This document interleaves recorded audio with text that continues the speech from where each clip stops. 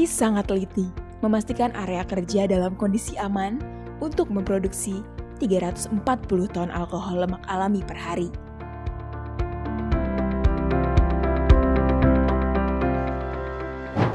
Hampir 5 tahun, dirinya dipercaya sebagai field operator perusahaan kimia terkemuka di dunia, PT Ecogreen Oleochemicals.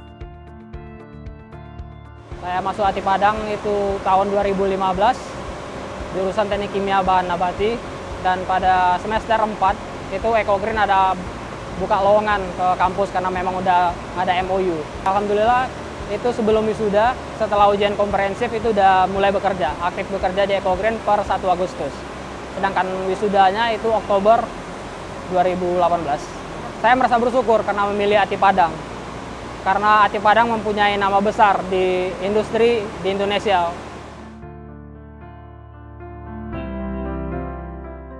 Sama halnya dengan Pipit. Sebelum lulus dari Politeknik ST3 Bandung, dirinya sudah diterima di PT Testex Testing and Certification pada tahun 2006. Pipit terus mengembangkan karirnya hingga kini menjadi General Manager di perusahaan tersebut. Saya menyadarinya memang setelah bekerja ya bahwa ilmu yang didapat itu betul-betul aplikatif sekali kalau di sekolah vokasi, bukan hanya teori saja tetapi kami pun diajarkan untuk langsung prakteknya gitu. Jadi kami tahu kesesuaiannya seperti apa sehingga kami benar-benar siap bekerja gitu.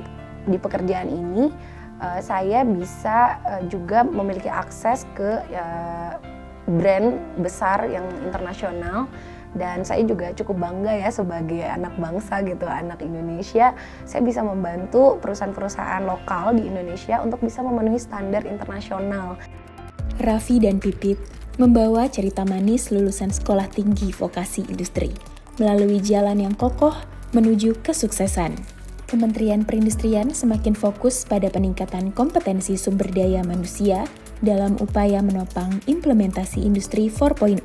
Berbagai upaya strategis dijalankan unit-unit pendidikan vokasi Kemenperin yang tersebar di berbagai wilayah Indonesia, guna menyiapkan SDM yang kompeten dan profesional.